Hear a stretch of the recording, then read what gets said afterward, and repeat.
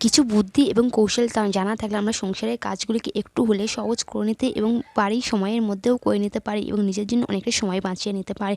ঠিক তেমনই ছোটো ছোটো কিচেন টিপস এনেছি, প্লিজ ভিডিওটি পুরো দেখবেন, আপনার অনেক কাজে আসবে। আপনি কি কখনো কড়াইয়ের মধ্যে লবণ দিলে আপনি অবাক হবেন এবং আপনি করতে বাধ্য হবেন এবং আপনার অনেক সময়ও বেঁচে যাবে, যে কষ্ট তো বাঁচবেই।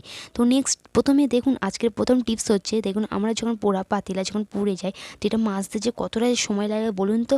আপনি খুব সহজে একদম চোখের পলকে একদম পরিষ্কার করে নিতে পারবেন। তো এই পোড়া দাগটা তুলতে যে কত কষ্টকর তা বলা না, তার জন্য আমাদের লাগবে একটু পেঁয়াজটাকে ভালো করে একটু কুচি করে নেওয়ার পর ওই পোড়া জায়গাটা দিয়ে দেবে, আর এই চুলোর ওভেনটা না জ্বালিয়ে দেবে। তো এই পোড়া পেঁয়াজটা না এই পোড়াটা একদম অ্যাবজর্ব করে টেনে নেবে। দেখুন এখানটা আমি পানিটা একদম ফুটে এসছে, তো এই পানিটার মধ্যে যত পেঁয়াজ এই পোড়াটাকে টেনে নেবে। এতটা যে সহজ বলবার না যে পোড়া পাতিল পরিষ্কার করে এত সহজ।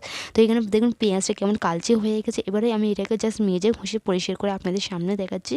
তো দেখতেই পাচ্ছেন যে কতটা সহজেই পরিষ্কার হয়ে গেলে, কোনো রকম ঝামেলা ছাড়াই, শুধু পেঁয়াজের মধ্যে দিয়ে।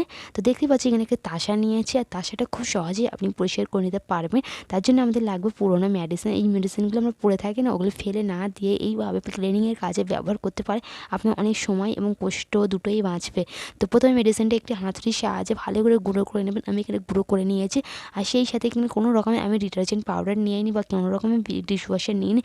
শুধু সিরাপগুলো যেইগুলো এক্সপায়ার্ড সিরাপ থাকে, ইউজ হয় না, ওই সিরাপ দিয়ে আর ওই মেডিসিনটাকে গুঁড়ো করে নেওয়ার পর ভালো করে আমি এই তাওয়াটাকে ভালো করে মেজে নেব। তো এতে করে এতটা সুন্দরভাবে যে ক্লিনিং হয় তা বলার নেই। এই মেডিসিনের মধ্যে যে এমন এমন গুণ আছে, আমাদের তো হাঁড়ি পাতিলা পরিষ্কার করতে খুব ভালোভাবে সাহায্য করে। এবারটার থেকে যদি আপনি আর এক্সপায়ার মেডিসিন আর ফেলবেন না, তো এইভাবে পরিষ্কার করে নেবেন। দেখুন আপনাদের ঘরে যত পোড়া পাতিলা দাগ দুগ আছে, খুব সহজে আপনি চকচকে করে নিতে পারবেন। তো এখানটা দেখতে পাচ্ছেন কতটা যে তেলচিটে ময়লা ছিল, ওইসব পোড়া পাতিলা পরিষ্কার করতে যে কত যে কষ্টকর তা না। তো এটা আপনি সময়ের মধ্যে একদম নতুনের মতন চকচক করে নিলেন। ঠিক তেমনই দেখুন আমাদের বাড়িতে গ্যাস চুলা আছে, তো এটা যে এতটা যে নোংরা হয়ে যায় তা বলার না।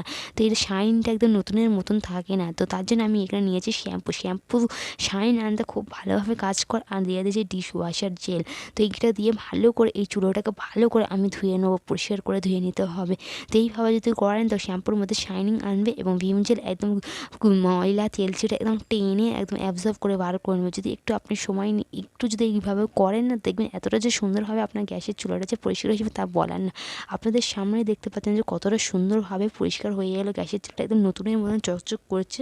দেখতেই পাচ্ছেন শাইনটা কতটা সুন্দরভাবে।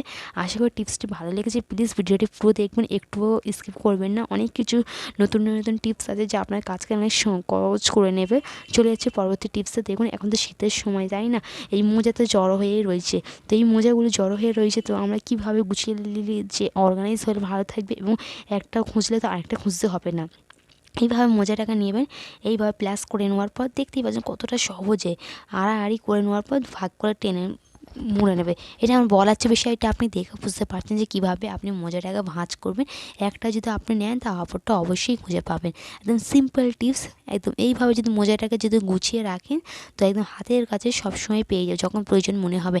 আর মোজাগুলো যে অনেক একটা তো মোজা হয় না, অনেকগুলো মোজা লাগে, তো এইভাবে জোড়ো করে রাখবেন না, এইভাবে গুছিয়ে নেবে। যদি বড় মোজা হয়, তো এইভাবে আপনি ভাঁজ করে নেবেন, যেইভাবে আপনি ভিডিওতে দেখছেন। তো এইভাবে করে নেবেন। তো প্লিজ ভিডিও একটি লাইক দিয়ে পুরো দেখবেন। দেখতে পাচ্ছেন কতটা সহজে আমি এইভাবে করে সবগুলো মোজাকে অর্গানাইজ করে রেখে দেবো। তো দেখতে পাচ্ছেন সবগুলো সুন্দরভাবে গুছিয়ে নেব। তো এরকমভাবে যদি আপনি গুছান, তো আপনারা গুছাতেও খুব ভালো লাগবে এবং শীতের সময় ঘরবাড়ি পরিপাটি থাকবে। যে কী করলে যে আমাদের ঘরবাড়ি পরিপাটি থাকে, সেই সবই টিপস আমরা সবসময় ফলো করি। তো নেক্সট দেখতেই পাচ্ছেন যে কাঁচা কলা যে স্বাস্থ্যের পক্ষে যে কতটা যে ভালো উপকারী বলার না। এর মধ্যে ফাইবারের এত যে গুণ এবং আমাদের স্বাস্থ্যের জন্য খুবই উপকারী। তো এটা কী করে, এইভাবে প্রথমে আপনি খোসাটাকে ছিঁড়ে নিয়ে, আমরা যখন কলা যখন রান্না করি বা কোফতা বা তরকারি রান্না করে এর খোসাটা ছাড়িয়ে নিই, তাই না? এই খোসা ছাড়ানো একটা সহজ কাজ না, বটির সাহায্যে আপনি ছেড়ে দিলে খুব সহজে হয়ে যাবে। এটা পিলার বা ছুরির সাহায্যে ছিলতে ভালোভাবে চায় না, যেহেতু এর কষটা লেগে যায়। তো আপনার কাছে যদি বটি থাকে, তো বটির সাহায্যে খুব ভালোভাবে আপনি খোসাটা ছাড়িয়ে নিতে পারেন। এখানে যে আপনাদেরকে যে আমি কাঁচা কলার খোসা ছাড়ানোর টিপসটা দিচ্ছি তা না, এবং কাঁচা কলাটা কীভাবে যে পরিষ্কার ধুয়ে কেটে বুঝে পরিষ্কার করতে হয় সেইটাও দেখাবো।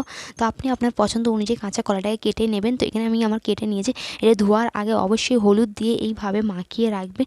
হলুদ দিয়ে যদি মাখিয়ে রাখেন তো এর মধ্যে কোনো রকমের কালো কষ হবে না।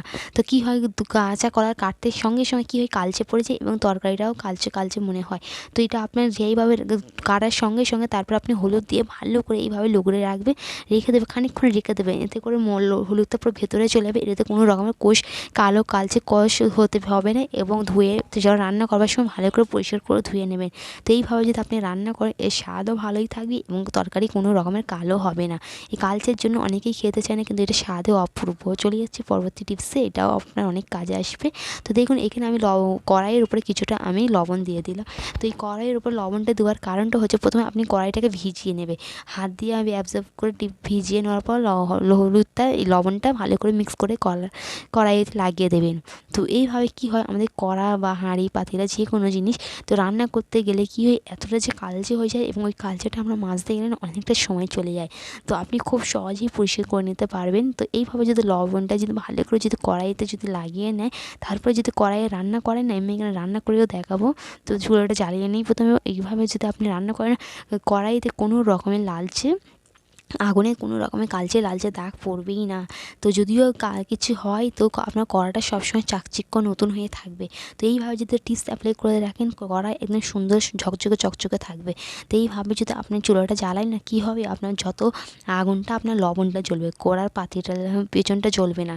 তো আপনার কড়া একদম নতুনের মতন চকচকে থাকবে। দেখুন এখানটায় লবণটাই জ্বলছে, কোনো এখানে লাল লাল আগুন হচ্ছে, তো কোনো চিন্তার কোনো কারণ নেই। তো দেখুন এখানটায় কতটা সুন্দর রান্না হয়ে যাওয়ার পর আপনি খালি একবার যদি কাপড় দিয়ে বুলে নেন, তো আপনার কড়াইটা খুব সহজেই পরিষ্কার হয়ে আসবে। আশা করি টিপসটা অ্যাপ্লাই করবেন। চলে যাচ্ছে পরবর্তী টিপসে, এটিও অনেক উপকারে আসবে। তো নেক্সট, এই যে গ্যাসের বার্নারগুলো যে এতটা যে ময়লা হয় তা বলার না। তো কী করবেন, এইভাবে একটু কোলগেট এবং গরম পানি দিয়ে ভালো করে ভিজিয়ে রাখবেন, খানিকক্ষণ ভিজিয়ে রাখতে হবে। তারপর আপনি তারপরে এই বার্নারগুলো পরিষ্কার করবেন। এতটা যে সহজে যে পরিষ্কার হয়ে যায় তা বলার না। তো এখানে প্রথমে আমি কোলগেট এবং একটু গরম পানি দিয়ে ভিজিয়ে রেখেছিলাম। তো দেখতেই পাচ্ছেন এখানে কোলগেট, কোনো রকমের আমি এক্সট্রা করে ডিশওয়াশার বা ডিটারজেন্ট পাউডার কিছুই নিইনি। তো এইভাবে একটু কোলগেট দিয়ে দিলাম, আর এগুলো বার্নারগুলো একদম নতুনের মতন চকচক করবে। এখানে ভালো করে ঘষে নিয়েছি, ভালো করে পরিষ্কার করে ধুয়ে দেখাচ্ছি। দেখুন কতটা সুন্দরভাবে চকচকে হয়ে গেল, কোনো রকমের ডিটারজেন্ট পাউডার এবং কোনো রকমের ঝামেলা ছাড়া। এটা আপনাকে এই কোলগেটটা দিয়ে আর গরম পানি দিয়ে ভিজিয়ে রাখতে পারেন। যদি আপনি গ্যাসের চুলাটা যদি এই বার্নারের মুখটা যদি গরম অবস্থায় তুলে নেন, তো আপনাকে এক্সট্রা করে আর গরম পানি নিতে হবে না। চলে যাচ্ছে পরবর্তী টিপসে।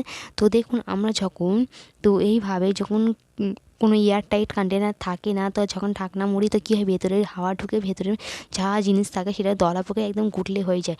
তো আপনি এয়ার টাইট খুব সহজে করে নিতে পারেন। এই রকমের কন্টেনারগুলোকে আর ভুলেও ফেলবেন না, আপনি খুব সহজেই এয়ার টাইট করে নিতে পারবেন। তার জন্য আপনাকে লাগবে একটি রাবারটাকে যদি এইভাবে যদি মুখের গোড়ায় রেখে দেন, তারপর যদি ঢাকনা মুড়ে দেন, তো দেখবেন একদম কন্টেনারটা একদম এয়ার টাইট কন্টেনার হয়ে আসবে। টিপসটি ভালো লেগেছে হয়তো।